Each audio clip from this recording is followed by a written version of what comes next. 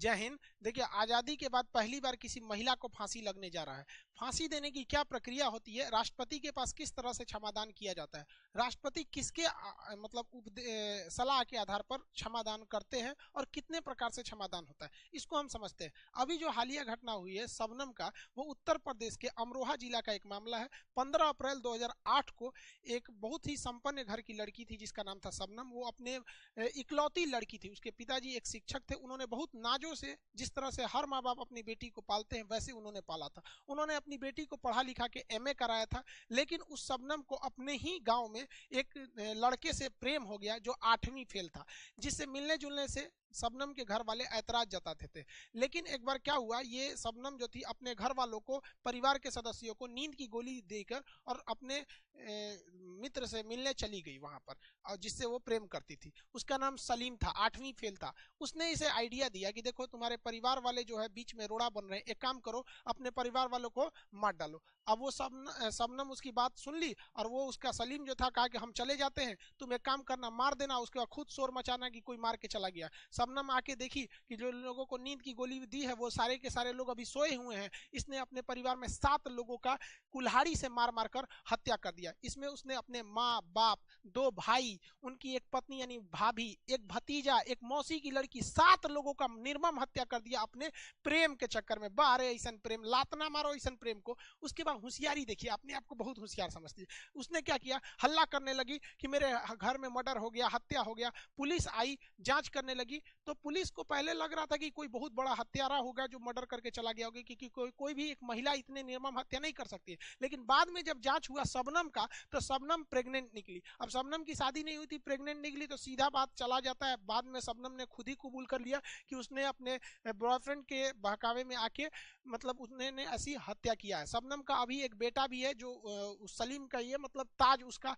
वर्तमान नाम है। इतने जघन्य अपराध होने के बाद district court, high court, supreme court ने सभी ने शबनम को फांसी की सजा सुनाया। शबनम के वकील राष्ट्रपति के पास मर्सी अपील यानी अनुच्छेद 72 का प्रयोग करते हुए दया याचिका के लिए गए थे, किंतु राष्ट्रपति ने भी उसकी दया याचिका को खारिज कर दिया। हालांकि शबनम का छोटा बेटा ताज, उसने राष्ट्रपति से गुहार लगाई कि उसकी मां को मत फांसी दीजिए, क्योंकि उसके ऊपर से वो मतलब एक मां का साया उठ जाएगा। लेकिन भाई जघन्य अपराध करेंगे, आपको छोड़ने का मतलब समाज में एक गलत संदेश जाएगा। तो शबनम को मथुरा जेल में फांसी देने की पूरी तैयारी हो चुकी है। फांसी देने वाला रस्सी बक्सर से आता है। फांसी देने से पहले उतने ही वजन का पत्थर को एक बोरे में रख के लटकाया जाता है, जिससे कि पूरी तरह से रिहर्सल हो। पवन जल्लाद जो निर्भया के दोषियों को फांसी दिए थे, वो भी पहले से मथुरा जेल तक पहुंच चुके हैं। अभी मथुरा जेल को, प्रशासन को केवल डेथ वारंट का इंतजार है। जैसे ही डेथ वारंट आएगा, भारत की पहली महिला शबनम को फांसी लटका दिया जाएगा। अब ये जो मर्सी अपील होती है, इसे किया कैसे जाता है, इसे समझते हैं हम लोग। हमारे संविधान का अनुच्छेद 72 जो होता है, वो राष्ट्रपति को यह पावर देता है कि वो क्षमादान कर सकते हैं। लेकिन यह क्षमादान जो होती है वो टोटली गृह मंत्रालय के अंडर में होती है। एग्जाम में ये क्वेश्चन याद रखिएगा, होम मिनिस्ट्री इसमें महत्वपूर्ण भूमिका निभाती है। यह क्षमादान 5 तरीके से होता है। अगर आप यूपीएससी या फिर पीसीएस लेवल का एग्जाम देते हैं तो ये जरूर याद रखेंगे, 5 कैटेगरी। अदरवाइज छोटा मोटा एग्जाम में तो राष्ट्रपति की क्षमादान शक्ति किसमें है, तो आर्टिकल 72 में, यही बहुत है। पहला होता है क्षमा यानी पार्डन। देखिए, ये सबसे पावरफुल चीज होता है। जब कभी भी राष्ट्रपति गृह मंत्रालय के मतलब सलाह पर, अब हम बार बार नहीं बोलेंगे कि गृह मंत्रालय के सलाह पे, आप समझ जाइएगा कि जब भी डिसीजन लेंगे तो गृह मंत्रालय के सलाह पर लेंगे। तो जब कभी भी राष्ट्रपति कितना भी बड़ा अपराध या कितना भी छोटा अपराध को पूरी तरह उसको माफ कर देते हैं और कहते हैं तुम चले जाओ, तो उसे कहते हैं पार्डन या क्षमा। इसके बाद वो व्यक्ति एक नॉर्मल हो जाता है, आम आदमी हमारी और आपकी तरह हो जाता है। ये इतना पावरफुल होता है कि किसी व्यक्ति के खिलाफ अभी मुकदमा चल ही रहा है, चाहे वो हाई कोर्ट हो या सुप्रीम कोर्ट हो या डिस्ट्रिक्ट कोर्ट में, वो मुकदमा चलने के दौरान भी राष्ट्रपति कह सकते हैं कि नहीं नहीं, इसे हम सजा से मुक्त करते हैं। तो ये ही चीज याद रखेंगे, इसमें पूरी तरह कंप्लीटली माफ कर दिया जाता है, अंडर ट्रायल में भी माफ कर दिया जाता है। ये सबसे पावरफुल होता है। तो पहला हो गया क्षमा। दूसरा जो होता है लघुकरण, इंग्लिश में इसे कम्यूटेशन कहते हैं। लघुकरण में क्या होता है कि सजा का जो नेचर होता है उसे बस बदला जाता है, लेकिन सजा की टाइमिंग को नहीं चेंज किया जाता है। इस बात को हमेशा ध्यान रखिएगा, इसमें केवल नेचर चेंज किया जाता है। जैसे किसी को 10 साल कठोर सजा है, कठोर सजा का मतलब जेल में आपसे कठोर काम करवाया जाएगा। तो किसी को अगर 10 साल कठोर सजा है और राष्ट्रपति को लगता है वो गया राष्ट्रपति से दया याचिका करने के लिए, तो राष्ट्रपति को उचित लगेगा कि भैया इसको माफ नहीं करने लायक है, बहुत खतरनाक अपराधी है, तो राष्ट्रपति यदि उस पर लघुकरण यानी कम्यूटेशन कर देंगे तो उसकी 10 साल की सजा 10 साल ही रहेगी, बस उसका क्या बदलेगा, नेचर बदलेगा। तो कठोर से वो साधारण कारावास में हो जाएगा, यानी 10 साल कठोर कारावास को 10 साल के साधारण कारावास में बदल दिया, यानी टाइमिंग में कोई चेंजिंग नहीं हुआ, केवल उसका नेचर यानी प्रकृति बदल गई, तो उसे कहते हैं हम लोग लघुकरण। अब इसी लघुकरण का एक दूसरा रूप होता है, उसे हम लोग कहते हैं परिहार। देखिए परिहार जो है ये लघुकरण की तरफ मिलेगा, इसमें थोड़ा कंफ्यूज मत हो जाएगा, इसे कहते हैं रिमिशन। इसमें क्या होता है, ठीक इसका उल्टा हो गया, इसमें नेचर नहीं चेंज किया जाएगा, इसमें केवल टाइमिंग को घटा दिया जाएगा, इसमें नेचर चेंज नहीं होता है, टाइमिंग घटाई जाती है। जैसे 10 साल कठोर कारावास है, 10 साल कठोर कारावास है, देखिए इसमें नेचर नहीं चेंज होगा, कठोर का कठोर ही रहेगा, बस टाइमिंग घटा दिया जाएगा, 10 साल से इसे 5 साल कर दिया जाएगा, तो केवल और केवल टाइमिंग घटाएगा, तो इसे हम लोग कहते हैं परिहार के नाम से जानते हैं। ये क्वेश्चन आएगा तो इसमें कंफ्यूजन नहीं होइएगा। क्वेश्चन ये भी पूछता है कि वह कौन सा ऐसा चीज है, मतलब कौन सा प्रावधान है जो फांसी की सजा पे नहीं लगता है। तो देखिए भैया परिहार जो है ना, ये रिमिशन, ये फांसी पे लगता ही नहीं है। क्यों? क्योंकि भैया नेचर चेंज नहीं होना है, यानी फांसी का फांसी ही रहेगा, केवल टाइम को घटाना है। तो क्या टाइम घटाएगा, नहीं, इसे आधा घंटा की जगह 20 मिनट फांसी दो। अरे भैया 20 मिनट दो तो 15 मिनट दो, टाइमिंग से क्या मतलब है, टांग दोगे मरबे करेगा वहां पे, तो ऐसा नहीं होता है। तो ये चीज याद रखेंगे, इसे फांसी की सजा पर कभी भी परिहार नहीं हो सकता है। हाँ, फांसी की सजा पे लघुकरण हो सकता है। जैसे किसी को फांसी हो गई है तो फांसी का नेचर चेंज कर दीजिए, उसे आजीवन कारावास में बदल दीजिए। आजीवन कारावास में आप क्या कर सकते हैं, चेंज कर सकते हैं, तो वो क्या हो गया, एक तरह का लघुकरण हो गया, मतलब कैटेगरी चेंज करना, और इसमें केवल टाइमिंग चेंज करना। तो ये 3 समझ गए। अब चौथा और 5वां समझते हैं। देखिए चौथा जो है वो है विराम। विराम को हम लोग रेस्पाइट्स कहते हैं। विराम कब लगाया जाता है, जब जेल में कोई कैदी है उसका हेल्थ खराब हो जाए, जैसे जेल के अंदर कोरोना हो जाए या उसे टाइफाइड हो जाए या बड़ी बीमारी हो जाए, तो उसकी सजा को कुछ समय के लिए रोक दिया जाता है और उसे नेचुरल मतलब जमानत टाइप में छोड़ दे सकते हैं, या फिर जेल में ही एक अलग से रखने की व्यवस्था कर सकते हैं। उसकी कैदी के नेचर पर डिपेंड करता है, ताकि जब वो स्वस्थ हो जाए तो उसे वापस जेल में लाया जाए। या फिर कोई प्रेग्नेंट महिला है उसके ऊपर भी विराम या रिस्पाइट लगा सकते हैं। जैसे शबनम केस में वो गर्भवती थी जब वो जेल में थी, तो उसे जेल मेनू के हिसाब से नहीं रखा जाता है। उसे क्या किया जाता है, एक मतलब जिस तरह से गर्भवती महिला को ध्यान रखा जाता है या एक मरीज को ध्यान रखा जाता है, तो उसमें किया जाता है। तो स्वास्थ्य आधार पर हम लोग विराम को लगाते हैं। अब 5वां नंबर आता है, ये सारा का सारा चीज अनुच्छेद 72 में ही है, याद रखिएगा, आर्टिकल 72। अब आता है प्रविलंबन। अभी तो यही राष्ट्रपति ने लगाया है फांसी पर, इसे रिप्राइव कहते हैं। अभी देखिए प्रविलंबन में क्या होता है, ये स्पेशली फांसी के लिए ही आता है।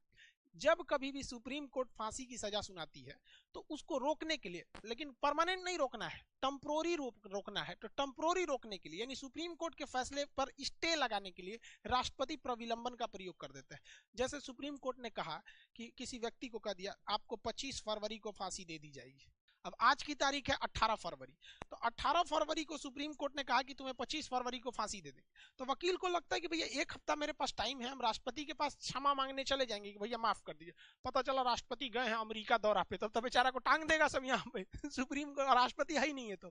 तो ऐसे कंडीशन में राष्ट्रपति क्या कर जाते हैं, प्रविलंबन कर देते हैं कि भाई साहब एक काम करो, अभी इसकी फांसी की सजा को रोक दो, हम अपना दौरा निपटा के आएंगे या फिर काम हम निपटा के आएंगे, फिर हम इसकी फाइल देखेंगे, फिर हम कहेंगे कि इसे माफ किया जाता है या नहीं। और जब हम कह देंगे नहीं, इसे नहीं माफ करते हैं, जैसे अभी के इसके फांसी की सजा पर अभी भी रोक है, जो शबनम है उसे कहां फांसी दिया गया, हाँ कंफर्म है कि फांसी देना है, लेकिन उस पर रोक लगा हुआ है, किसी को डेट नहीं पता है, हिंदुस्तान में किसी को नहीं पता है, क्योंकि उसके ऊपर अभी क्या लगा हुआ है, प्रविलंबन। राष्ट्रपति ने रोका हुआ है कि जब तक मेरा प्रविलंबन है तब तक फांसी नहीं लग सकती।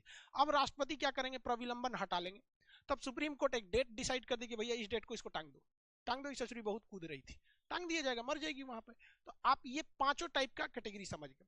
ये सारा का सारा पावर राष्ट्रपति को अनुच्छेद 72 के तहत मिला था। लेकिन राज्य का जो मुखिया होता है वैधानिक हिसाब से, संविधान के हिसाब से, वो राज्यपाल होता है। तो राज्यपाल को भी ये सारी शक्तियां मिली होती हैं, बट आर्टिकल अंतर याद रखेंगे, वो 161 के तहत मिलता है। तो राज्यपाल 161 के तहत क्षमा कर सकता है और राष्ट्रपति 72 के तहत। दोनों में अंतर क्या है, राष्ट्रपति किसी भी तरह की सजा को माफ कर सकता है जिसमें इंक्लूड है फांसी भी। राज्यपाल जो है सब सजा माफ कर सकता है, लेकिन फांसी की सजा को माफ नहीं कर सकता है। राष्ट्रपति जो है, क्योंकि वो तीनों सेनाओं का अध्यक्ष होता है, यानी तीनों सेनाओं के सबसे ऊपर राष्ट्रपति है, इसलिए कोई सेना का न्यायालय है जिसे कोर्ट मार्शल कहा जाता है, उसने कोई सजा सुना दिया किसी फौजी को कि तुमने नियम तोड़ा है, हम तुम्हें 10 साल की सजा सुनाते हैं, तो राष्ट्रपति उसकी सजा को भी माफ कर सकता है। बट राज्यपाल, सेना के मामले में राज्यपाल को कोई पावर ही नहीं है, इसलिए राज्यपाल फांसी की सजा और सेना के न्यायालय में हस्तक्षेप नहीं कर सकते। अब यूएसए का कानून देखिए, अमेरिका के कानून में जो राष्ट्रपति है, अभी जो बाइडेन है, जो बाइडेन भी किसी भी सजा को माफ कर सकते हैं, लेकिन जो बाइडेन भी अमेरिका के राष्ट्रपति, सेना ने अगर किसी फौजी को सजा सुना दिया, अमेरिका के किसी फौजी को सुना दिया कि कर्नल ने, तुमने अपने सीनियर का आदेश नहीं माना, तुम्हें 10 साल की सजा, तो उसमें राष्ट्रपति कुछ नहीं कर सकते। यानी यहां तो आपको दिख ही रहा है कि राज्यपाल से ज्यादा पावर राष्ट्रपति को है, और भारत के राष्ट्रपति का पावर अमेरिका के राष्ट्रपति के पावर से ज्यादा है। किस मैटर पे? मतलब सजा माफ कराने के मैटर पे। तो अनुच्छेद 72 में 5 प्रकार की क्षमा समझ में आ गया आप लोग को। रही बात शबनम की, तो शबनम की फांसी लगना एकदम फिक्स है, और सारी लड़कियों को कहते हैं देखो भाई साहब, माँ बाप के सिवा कोई अपना नहीं होता है, बिना किसी स्वार्थ के उंगली पकड़ के चलना सिखाते हैं, और किसी दूसरे 6 महीना के प्यार के चक्कर में माँ बाप को कोई मार दिया। और आजकल के भी देखते हैं लड़का लड़की भाग जाता है, अरे कभी सोची हो लोग कि भागने के बाद वो भाई किस तरह से समाज में रहेगा? छोटे छोटे बात पर मोहल्ले के लोग ताना देंगे आपके पिताजी को कि तू क्या बोलता है, तेरी बेटी भाग गई थी, तुम्हारा बहन भाग गई थी, तुम्हारा भाई जीना मुश्किल हो जाएगा। आपको क्या लगता है कि दो दिन का लड़का कॉलेज ट्यूशन स्कूल में मिलता है, आपका जिंदगी भर साथ निभाएगा? बस एक बार कहिए ना कि हमको कोई प्रॉब्लम आ गई है, मेरे किडनी में पथरी हो गया है, प्लीज हमें ऑपरेशन कराना है, 50,000 रुपए का इंतजाम करा दो, कैसे भी एक महीने के अंदर सब प्यारा का आपका होश ठिकाने आ जाएगा, सब प्यार का होता है। लेकिन जिस बाप के घर में 50,000 रुपए नहीं है ना, वो अपने आप को भी बेच देगा, लेकिन आपके लिए वो करके देगा। लड़कियों को 2-4 बात लड़के बोल देते हैं कि मुझे तुम्हारा साथ जिंदगी भर नहीं चाहिए, बस जब तक तुम्हारा साथ है तब तक ही जिंदगी चाहिए। लड़की खुजा रही है, वाह वाह वाह भाई शाहजहां है मेरे लिए, तो ताजमहल बनवा देगा, घंटा बनवा रहा है तो रहिए यहाँ पर। और माँ बाप को भी कहते हैं अपने लड़कियों को स्पेशली, भाई देखिए भारत का समाज पुरुष प्रधान है, यहाँ लड़का 10 गलती करता है तो लोग नहीं खोजते हैं, लड़की एक गलती करने लगती है तो सब खोजने लगते हैं उसको, ऐसे की ऐसी। तो माँ बाप को भी सही चाहिए, उनकी लड़की को भेजेंगे अपनी पढ़ने, जा पटना जा पढ़ लो, दिल्ली जा पढ़ो, आएगी तो देखिए अरे वाह कितना अच्छा हाथ में घड़ी है, 2000 का घड़ी है। मम्मी पूछेगी कहाँ से घड़ी ली बहू? तो मेरी सहेली गिफ्ट की है। सहेली गिफ्ट की है उसको? इतना पैसा रखा हुआ है सहेली को? इग्नोर करते हैं माँ बाप भी वहां पर। और जिस दिन घड़ी में तो पापा की लड़की परी लगेगी, और जिस दिन उड़ेगी तो पाप कहेंगे भाग गई लो हमारा बेटी। अरे शुरू से ध्यान दीजिए वहां पर, यहाँ पे। अरे यहाँ तो लड़का लड़की घर जाता है तो रास्ते में अपना चैट डिलीट करके जाता है, मोबाइल है यहाँ पे।